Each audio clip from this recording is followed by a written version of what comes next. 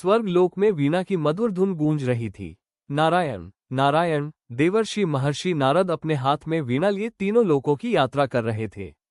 जहां भी जाते भक्ति, संगीत और ज्ञान का प्रकाश फैला देते। लेकिन एक दिन उनके मन में एक छोटा सा अहंकार जन्म लेने लगा। उन्होंने सोचा, मुझसे बड़ा भगवान का भक्त कौन होगा। उसी समय वैकुंठ में बैठे भगवान विष्णु मुस्कुराए। उन्होंने सोचा, अब समय आ गया है कि नारद को सच्ची भक्ति का अर्थ समझाया जाए।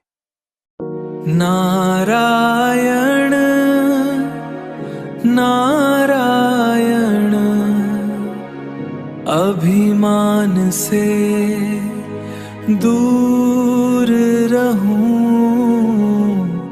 हरि चरणों में चूर रहूं, भक्ति में ना हो अभिमान। भगवान विष्णु ने नारद जी से कहा, पृथ्वी पर एक किसान रहता है, वो तुमसे बड़ा भक्त है। नारद जी चौंक गए। एक साधारण किसान, मुझसे बड़ा भक्त? वे तुरंत धरती पर पहुंचे। उन्होंने देखा, वो किसान सुबह उठते ही एक बार नारायण कहता, फिर पूरे दिन खेतों में मेहनत करता और रात को सोने से पहले फिर भगवान को याद करता। नारद जी हंस पड़े, बस 2 बार भगवान का नाम और यह सबसे बड़ा भक्त।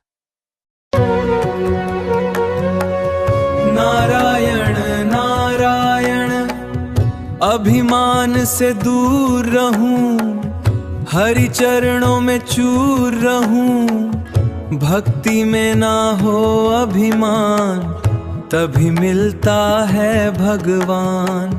दिन भर मेहनत करता था, फिर भी हरि को याद करता था। जब नारद जी वापस पहुंचे तो भगवान विष्णु ने उन्हें तेल से भरा एक पात्र दिया। उन्होंने कहा, इसे लेकर पूरे वैकुंठ का चक्कर लगाओ, लेकिन ध्यान रहे, एक बूंद भी तेल नीचे नहीं गिरना चाहिए। नारद जी सावधानी से चलने लगे।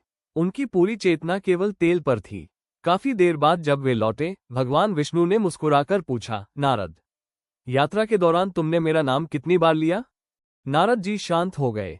एक बार भी नहीं प्रभु। तब भगवान बोले, वह किसान पूरे दिन संसार के कामों में व्यस्त रहकर भी मुझे 2 बार याद करता है, यही सच्ची भक्ति है।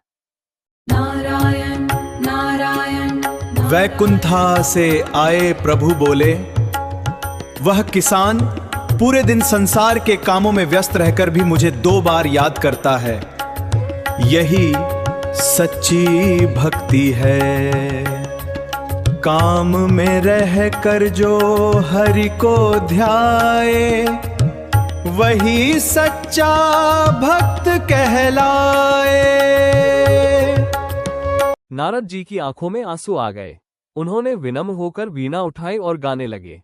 नारायण नारायण, अभिमान से दूर रहूं,